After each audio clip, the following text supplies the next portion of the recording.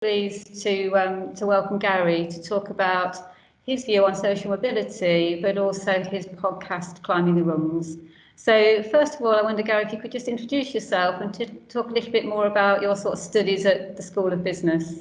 Absolutely, thank you, and thank you for having me. It's great to be back in some weird way, virtually, at Leicester. I had such a great time at university there for 3 years, so excited to dive into this. So, at the moment, I am currently working at an international NGO, the British Council, where I manage programs for a campaign committed to social mobility. So what we do is we provide low-income students and recent graduates with funded opportunities in China, really meaningful and impactful work. Prior to that, I started my career at LinkedIn, based out of Dublin, Ireland, where I worked and lived for 3.5 years. So a real good introduction to business and the world of tech. But I was missing that impactful part of work, hence why I moved to the British Council. So a bit of a varied start to my career, from tech to kind of non-government, let's say, or to kind of the public sphere. But really delighted to be in this. When I was at the University of Leicester studying at the business school, I was there from 2012 to 2015 and studied for a degree in management studies in politics and loved it. I spent most of my time in the business school, but also split that a little bit with the politics department too. Great 3 years. Excellent, thank you. And I wonder if you could say a little bit more about your interest in social mobility and how this led to the Climbing the Rungs podcast. Sure. So I, being quite candid and open, I come from a low socioeconomic background. I grew up as one of five in a single parent home. Didn't go to the best performing school, if you like. So all the check marks and indicators of less privilege I I have, to be honest. So I think from there I've always been quite interested in social mobility. How one progresses their life, the opportunities that are there, or the lack thereof opportunities that are available to people from different backgrounds. So it's always been a really innate, you can say, interest of mine.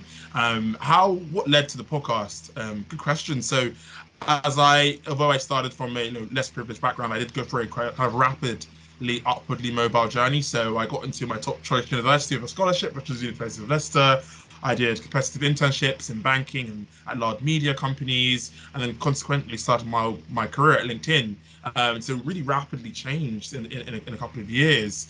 And what I found was that when I was in the professional space, the social mobility or socioeconomic background was really low on the kind of diversity agenda, if at all, to be quite frank.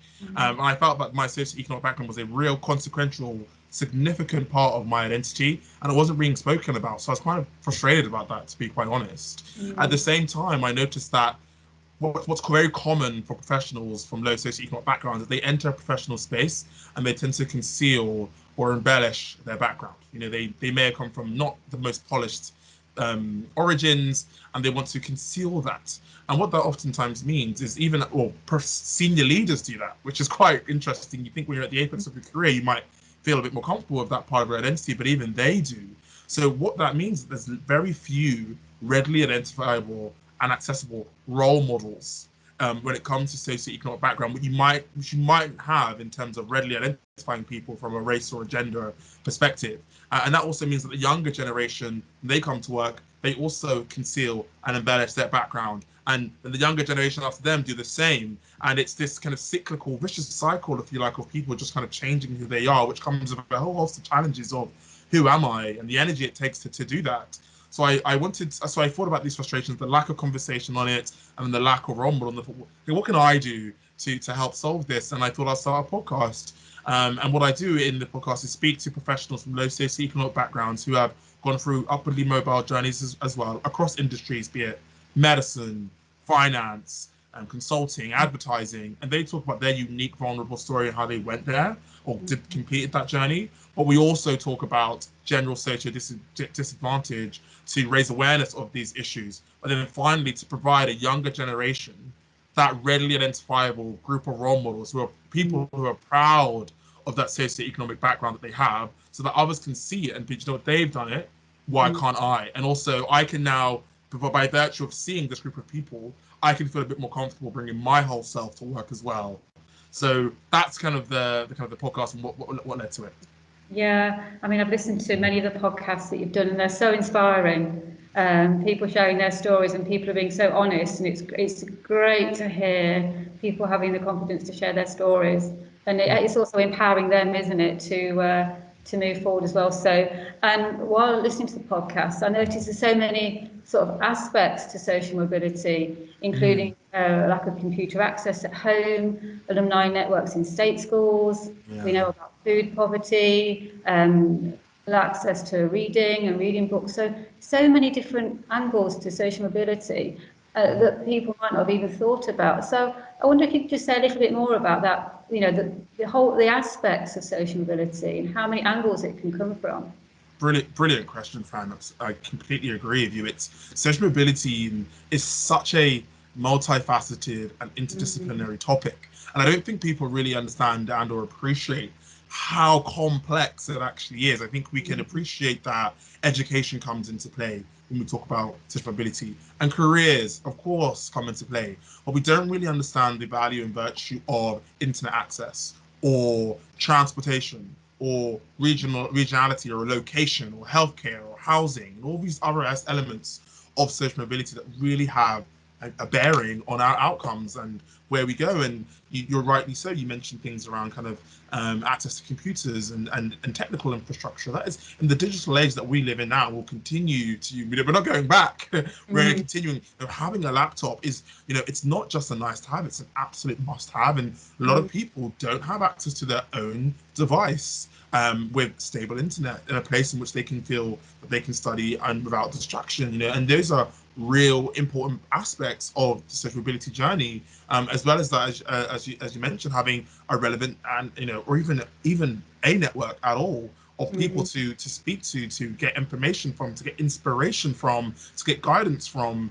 These are things that are really important when we're looking at social mobility, but oftentimes, people can not really appreciate or they underappreciate the consequence of this. So it's a really, really complex and convoluted topic. But for me, Fran, that's what makes it so exciting, because there's so much to it. There's so many different dimensions. There's so many different faces to the conversation that, and there's so much work to be done. As I'm now ready to roll up my sleeves and get stuck into it. But it really is as I mentioned, a multifaceted, interdisciplinary topic. And it's really important that we make sure people are aware of that so that we can then find relevant and applicable solutions to the challenges that we have.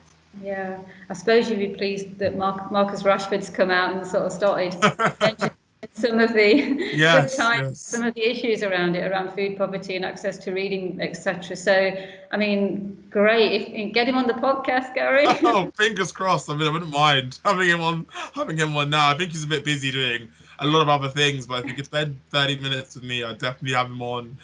Maybe he's listening. I don't know if you've reached out yet, but I think you should do. Okay, I like the idea. Yeah, I think you're right. I think it'd be very interesting because, I mean, I think I urge people listening to us today to listen to your podcast because, as I say, it really is insightful and, it starts to give an indication of the whole expanse of the social mobility challenges that people face. So, urge people to listen to the podcast. I think it's great. And so just a little bit more about the podcast. What have you learned from the podcast? That you think you can share, and what difference do you think you can make, taking this forward? Sure, yeah, there's been so much actually that I've learned from the podcast. It's almost served in not purposefully as really effective field research, to be able to sit down with over 10 to 15 people who have come from a low socioeconomic background, who've gone through all unique journeys, and to ask them, tell me your story, be vulnerable and talk. It's really elucidated some really interesting insights, some of which I've already mentioned today. So that, again, just the general multifaceted nature of social mobility. Maybe I didn't even have, someone who is self-proclaimed passionate about this, I didn't even fully understand, how diverse and rich the conversation actually is, until I sat down and had these conversations. But I think one of the most interesting kind of discoveries I found is how I don't want to. It's how it doesn't matter what other parts of your identity, your socioeconomic background will always have a consequence. I have white men on the podcast. I have people that belong to the LGBTQ community. I have women from different. It transcends all of that, and we all still manage to have still have certain shared experiences by virtue of coming from a low socioeconomic background. As a man, it's very difficult for me to understand what the challenges that a woman will have directly from her lived experiences, right?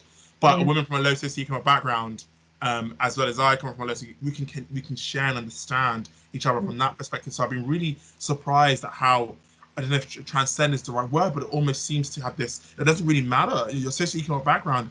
The challenge of that doesn't matter really as much. I mean, there is an intersectional and compounding effect. If you are, let's say, a Black Muslim woman who comes from a low socioeconomic background, your outcomes may be affected differently.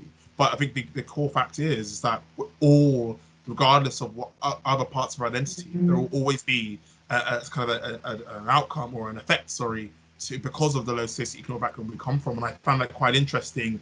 Another thing I found out through my research and general interest is that 66% of people in England come from what I would call less privileged backgrounds. That's either working class or intermediate, and that is not to compare against any other identity, but is larger than from in terms of scale other groups. So when I think about what we can do to really support a lot of people, I think it is the socioeconomic background that can be that in some ways all-encompassing kind of area. Although of course that doesn't solve for the specific challenges that you may have from being from a certain ethnicity or being from a certain gender or sex or so forth.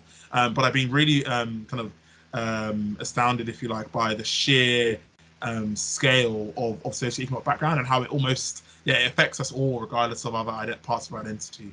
Yeah, exactly. And so I suppose a couple of things then, a couple of prompts to that. So Sure. first of all, what can students do that find themselves in a socio-mobility challenged position? What can they do to support themselves to sort of progress within the workplace or help themselves to achieve their goals? Love this question, and I'll answer this in relation to what another thing actually I think I found out from the podcast is that every single guest on my podcast is one, or whether they come from different areas or they may be different genders or so forth, right? The one common thing that they all have is that they own their socioeconomic background. They are not trying to embellish or conceal or hide. They are saying, look, I came from a council estate. We didn't have much money. We shopped in charity shops, etc., etc. They own and they walk in that part of who they are. Because I think a part of it is they recognize that just like their race or gender or sexual orientation, they have no control of their socioeconomic background. They were just born into a situation. So there shouldn't really be, I think, a shame attached to that. If it were a doing of your own, then perhaps. But it wasn't. You had no control over that. So there isn't really anything to be ashamed of, I find. But one thing is I'd always suggest to people that do come from low socioeconomic backgrounds is to own that part of your identity. Another thing I would say is, you can change your accent, you can change the way you dress, you can change the activities that you do for fun, but you can't change your family. You can't change the jobs your parents did. You can't change the neighborhood that you were born in. In essence, what I'm saying is you cannot outrun your socioeconomic background. It is a part of who you are. And the sooner you come to recognize that and identify that, I think the more power you will have over yourself. If you are maneuvering around questions skillfully to hide a certain part of your identity, if you are concealing, you are always only one question away from being on high alert. If someone at work says, "Oh, what did your parents do for work?"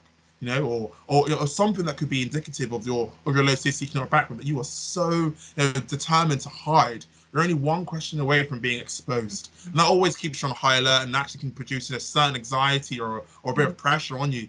But if you are owning in that, walking in that, then no one can ever affect you in that respect because you just recognize that part of your identity. You realize actually it's not that big of a deal.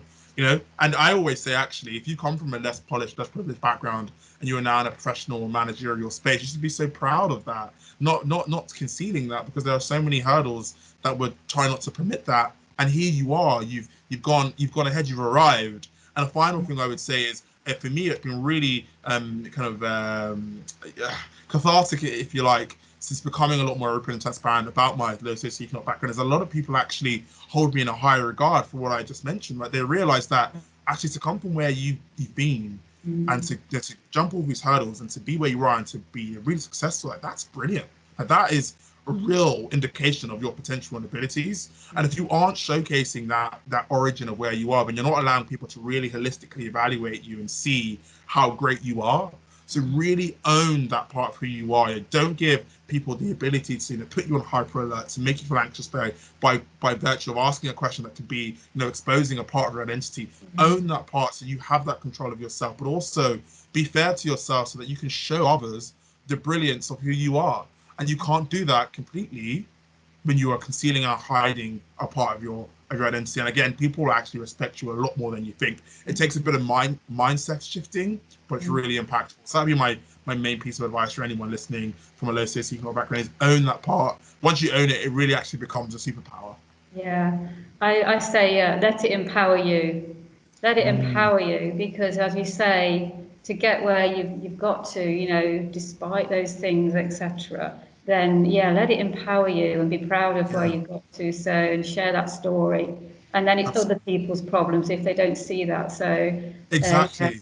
Yeah, yeah. absolutely. You're so right. And if someone, ever treats you poorly because of the low Mhm. source or where the origins that might not be as, polished, then that's their issue, Yeah, and you are probably never really going to fit in with that person anyways, like yeah, that isn't, you shouldn't have to worry about that person. And again, I feel that very few of these people actually exist, yeah, but I think it's oftentimes in our minds that we tell ourselves that if I do talk about the fact that I came from XYZ, people will think they'll judge me or they won't like me. I think that's a lot of times in our actual head and actually isn't as present as we find. But if there is the one or two outliers that do think that way, then that's not your issue. And to be honest, you probably wouldn't want to be friends with that person anyways. I don't yeah, know. But yeah. that would be my advice. Own that part of your identity. It's really powerful. And as you say, it can be empowering. Yeah, and I think you can hopefully say something about what you feel employers should be doing as well, in this respect. But hopefully they're recognising as well when they look at student CVs or sharing their stories at interviews, the value that that brings to a business and an organisation, the challenges they've overcome. So hopefully they see that because obviously resilience is one of the most demanded qualities we're being told. So yeah, Absolutely, yeah. yeah, so I wonder if you could say a little bit more about what you think employers should be doing or what they are doing, if you've noticed any good practice. Sure, no, employers absolutely should be doing so much, and I think you're so right. There's I've people that come from low socioeconomic backgrounds. The people that I know that come from are some of the most hardworking, determined, resilient. With so much grit. A lot of creativity as well. That those are the skills that employers want to see, right? And I can't fathom why they wouldn't want to be actively, jumping into these talent pools to recruit these people. Perhaps it's because there isn't a centralized talent pool for them to be accessed readily. Let's say, I don't know. But I think employers should be, being proactive in seeking out these talent and going to where they are and spending the time to figure out where are these candidates, as opposed to relying on traditional networks or the thing that's always worked. Actually, what can we be proactively doing? Where can we be looking for talent in new areas so that we can actually access and tap into these talent pools? I think it's only going to be good for them. There was a research commissioned by the Bridge Group, which is a charity that helps to promote social equality in a study of leading law firms. They found that the 14% of state school trainee solicitors in leading law firms received the highest performance rating in their reviews compared to only 8% from students from independent schools. So there is almost you can perform more or better than your more privileged peers, it seems, by this data, right? So there is an inherent value of going for the, because I think what it is that for people from less privileged backgrounds, and you do work in a big firm or get a job at all, there's a lot more to lose. Let's say this could be one of the only one opportunity that you think you have. So you do as much as you can to not lose it. That means you work really hard, you put the hours in, you really want to produce good results, and it shows. It does show, and I think it's important that employers recognize the inherent value in that, and it's also just a general diversity. Understanding is it's that creativity, it's that innovation, it's getting different lived experiences and putting people into a room and understanding that we can all contribute valuable things that can help and improve our bottom line in terms of the products that we build and how we communicate them to our consumers. It's just important that you have those varied perspectives.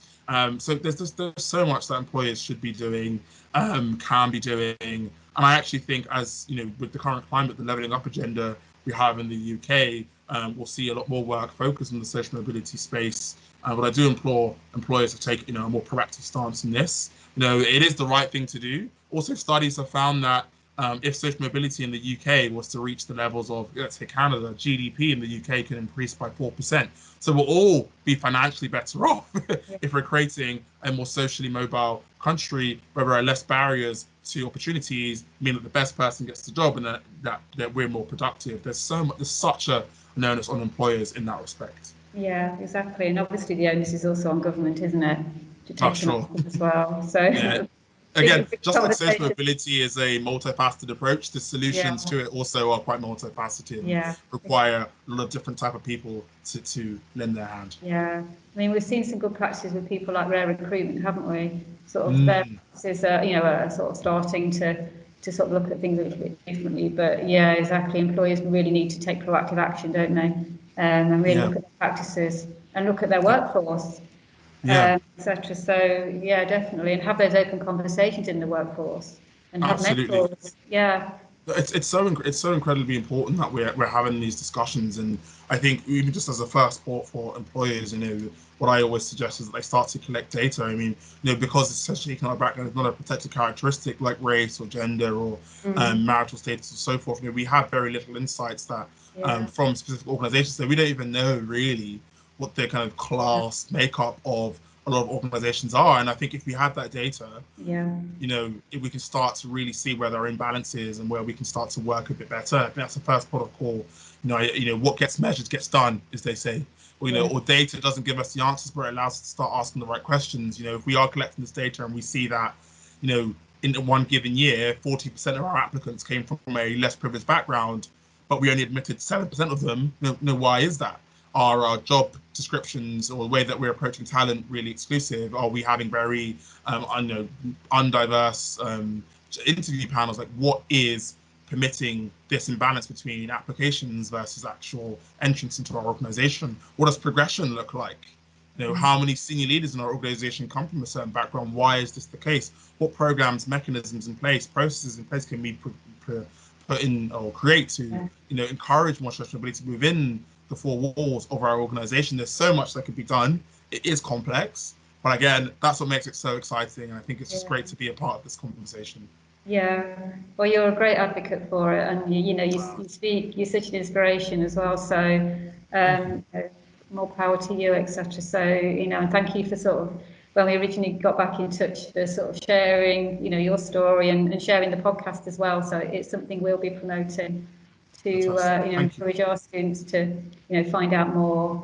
So I suppose as a thank you for your time, as a final sign off, I didn't know if there's anything else you wanted to say more generally, just to inspire our students into the future of work, from somebody who's moved sectors and gained success.